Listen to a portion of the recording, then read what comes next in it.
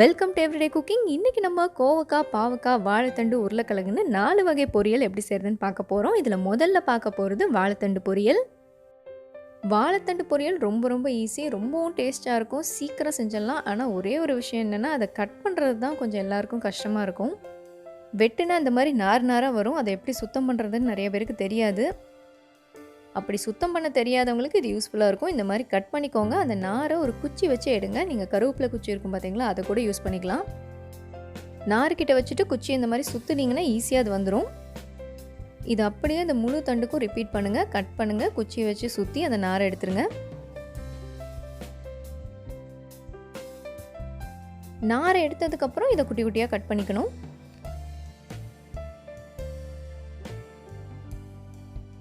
அதே மாதிரி நறுக்கிட்டிங்கன்னா வேலையை அதை தண்ணியில் போடுங்க, அப்போ தான் கலர் மாறாமல் இருக்கும்.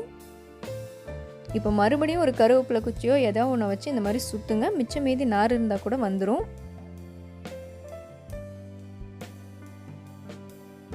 இப்படி தான் வாழைத்தண்டு க்ளீன் பண்ணி எடுக்கணும். இப்போ இதை தாளிக்கலாம். கொஞ்சமாக எண்ணெய் பாத்திரத்தில் விடுங்க. எண்ணெய் காஞ்சதும் 1/2 டீஸ்பூன் கடுகு, 1/2 டீஸ்பூன் உளுந்து. கடுகு வெடிச்சதும் பொடி பொடியாக நறுக்குன சின்ன வெங்காயம் 1 கை. இதோட கொஞ்சமாக கருவேப்பிலையும் சேர்த்து எல்லாத்தையும் வதக்க ஆரம்பிக்கலாம்.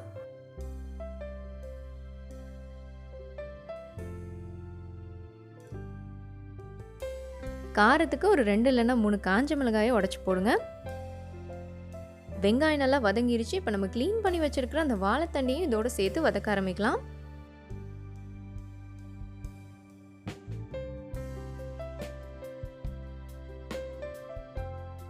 இதோட இப்போ தேவையான அளவு உப்பு சேர்த்துக்கோங்க.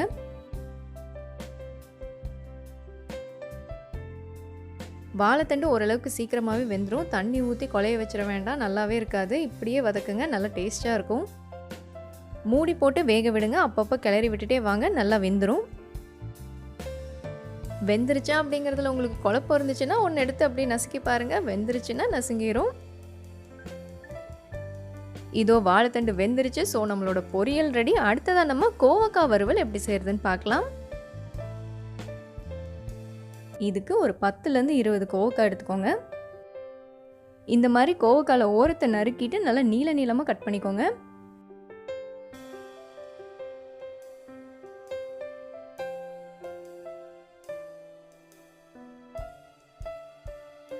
இதோ கோவக்காயெல்லாம் வெட்டி முடிச்சாச்சு. இதில் தேவையான அளவு உப்பு சேர்த்துக்கோங்க. இதோட 1/2 டீஸ்பூன் மிளகாய்த்தூள், 1/2 டீஸ்பூன் கரம் மசாலா, 1/4 டீஸ்பூன் சீரகத்தூள், 2 பெரிய ஸ்பூன் அரிசி மாவு. இதை நல்லா கலந்து விட்டுக்கோங்க.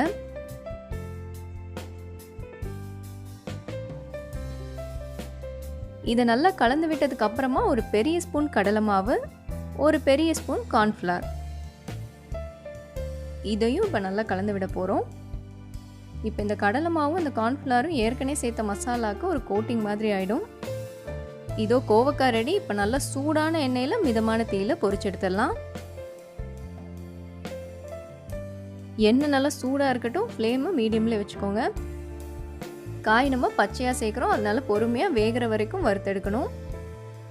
எந்த காயாக இருந்தாலும் எண்ணெயில் போட்டிங்கன்னா சீக்கிரம் வெந்துடும். நல்லா இது மொறுன்னு ஆகிற வரைக்கும் வறுத்தெடுங்க. செம்ம டேஸ்ட்டாக இருக்கும்.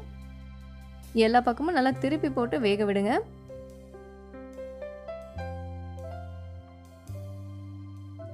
இதோ இது நல்லா ஒரு கோல்டன் ப்ரௌன் ஆயிடுச்சு. நான் வெளியே எடுக்க போகிறேன். உங்களுக்கு இன்னும் முருகலாக வேணும்னா இன்னும் கொஞ்சம் நேரம் கூட விடுங்க. இன்னும் கொஞ்சம் ப்ரௌன் ஆனால் நல்லா கிறிஸ்பியாக இருக்கும்.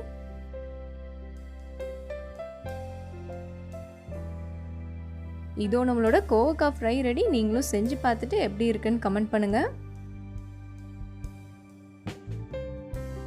கோவக்காய் வறுவல் இங்கே சூப்பராக ரெடி ஆகிடுச்சு. அடுத்ததான் நம்ம தேங்காய் போட்டு பாவக்காய் பொரியல் எப்படி செய்யறதுன்னு பார்க்கலாம். இதுக்கு ஒரு மசாலா ரெடி பண்ணிக்கணும். மசாலாவுக்கு 1/4 மூடி தேங்காய், 2 பச்சை மிளகா, 1 ஸ்பூன் சீரகம். இது அப்படியே மிக்ஸி ஜாருக்கு மாற்றுங்க. கரகரப்பாக அரைச்சிக்கோங்க. தண்ணி வேணும்னா கொஞ்சமாக மட்டும் சேர்த்துக்கோங்க. இந்த மாதிரி கரகரப்பாக இருக்கணும். So masala ready. இது ஒரு பக்கம் இருக்கட்டும். அடுத்ததாக பாத்திரம் எடுத்துக்கோங்க. கொஞ்சமாக எண்ணெய் விடுங்க. எண்ணெய் சூடானதும் 1/2 டீஸ்பூன் கடுகு, 1/2 டீஸ்பூன் உளுந்து. கடுகு வெடிக்கட்டும், உளுந்து கலர் மாறட்டும். இதில் இப்போ கொஞ்சமாக கருவேப்பிலை சேர்த்துக்கோங்க. அடுத்ததாக ஒரு 2 பொடியாக நறுக்குன பாவக்காயும் சேர்த்துடலாம். இது நறுக்குன்னு 2 மீடியம் சைஸ் பாவக்காய். இதை இப்படியே ஒரு 2-3 நிமிஷம் நல்லா வதக்கிக்கலாம். லோ டு மீடியம் ஃப்ளேம்லேயே மூடி போட்டு இதை ஒரு 5 நிமிஷம் நம்ம குக் பண்ண போகிறோம். இந்த 5 நிமிஷத்தில் இது ஓரளவுக்கு நல்லாவே வெந்துடும். நீங்கள் அடி பிடிக்காம மட்டும் பார்த்துக்கோங்க, அப்பப்போ கிளறிட்டே இருங்க. ஒரு பாதி வெந்துருச்சு. இப்போ வெங்காயம் சேர்த்துக்கலாம். சின்ன வெங்காயம் சேர்த்திங்கன்னா ரொம்ப ரொம்ப நல்லாயிருக்கும். ஒரு 5-6 சின்ன வெங்காயத்தை நல்லா பொடி பொடியாக நறுக்கி இந்த மாதிரி சேர்த்துருங்க.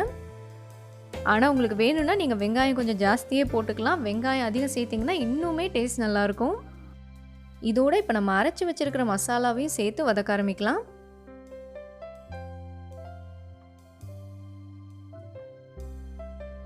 பொரியலுக்கு தேவையான அளவு உப்பு சேர்த்துக்கோங்க. இப்படியே நம்ம பாவக்காய் நல்லா வேகிற வரைக்கும் வதக்க போகிறோம். நீங்கள் ஓரளவுக்கு பாவக்காய் வெந்ததும் இறக்கிட்டிங்கனாலும் நல்லாயிருக்கும். இல்லை நல்லா வதக்கிட்டே வாங்க. கூட கொஞ்சம் எண்ணெய் ஊற்றிட்டு நல்லா வதக்கிட்டே வந்தீங்கன்னா ஒரு ஸ்டேஜில் கொஞ்சம் ப்ரௌன் ஆக ஆரம்பிக்கும். அது வரைக்கும் வதக்குனிங்கன்னா செம்ம டேஸ்ட்டாக இருக்கும். அப்படி ப்ரௌன் ஆயிடுச்சுன்னா தேங்காயும் பாவக்காயும் நல்லா மொறு மொறுன்னு இருக்கும். ரசம் சாதத்துக்கு செம்ம டேஸ்ட்டாக இருக்கும். நீங்கள் ரொம்ப ஹெல்த் கான்ஷியஸ்னால் கொஞ்சம் முன்னாடியே இந்த மாதிரி எடுத்துருங்க. இல்லையா கொஞ்சம் எண்ணெய் விட்டு நல்லா வதக்குங்க, செம்ம டேஸ்ட்டாக இருக்கும். நம்ம இப்போ அடுத்ததாக உருளைக்கிழங்கு பொரியல் எப்படி செய்கிறதுன்னு பார்க்கலாம். ஒரு 4-5 உருளைக்கிழங்கு 3/4 வாசி வரைக்கும் வேக வச்சு எடுத்து வச்சுக்கோங்க. ஆறுனதும் தோல் இந்த மாதிரி ரிமூவ் பண்ணிவிட்டு குட்டி குட்டியாக நறுக்கிக்கலாம். உருளைக்கிழங்கு கண்டிப்பாக கொலையை வேக வச்சிடாதீங்க. ஒரு 3/4 வாசி வெந்தால் போதும். தோல் எடுத்தாச்சு. இதை சின்ன சின்னதாக நறுக்கிக்கலாம்.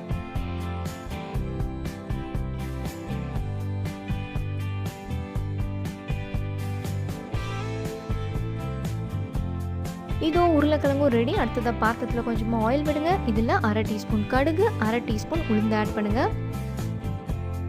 கடுகு வெடிக்கட்டும், உளுந்து நல்லா வறுபடட்டும். கடுகு வெடிச்சதும் நீளமாக நறுக்குன ஒரு பெரிய வெங்காயம் ஆட் பண்ணலாம். வெங்காயத்தை ஒரு 2-3 நிமிஷம் நல்லா வதக்கிக்கலாம்.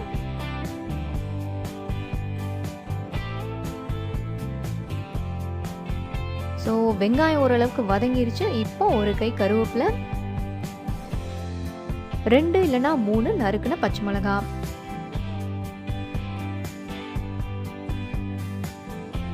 இதோட ஒரு பெரிய பிஞ்ச் பெருங்காயத்தூள், தேவையான அளவு உப்பு, ஒரு 1/2 டீஸ்பூன் மிளகாய்த்தூள்,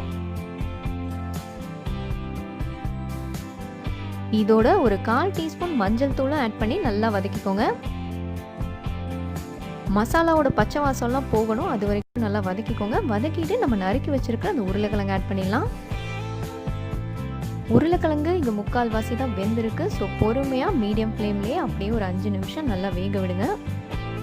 இது நீங்கள் எவ்வளோ நேரம் அடுப்பில் வைக்கிறீங்களோ அவ்வளோ தூரம் டேஸ்ட் நல்லாயிருக்கும். இதோ சிம்பிளான உருளைக்கிழங்கு பொரியல் ரெடி. வேறொரு இன்ட்ரெஸ்டிங்கான ரெசிபியோடு உங்களை சந்திக்கிறோம். மறக்காம எங்கள் சேனலுக்கு சப்ஸ்கிரைப் பண்ணுங்கள்.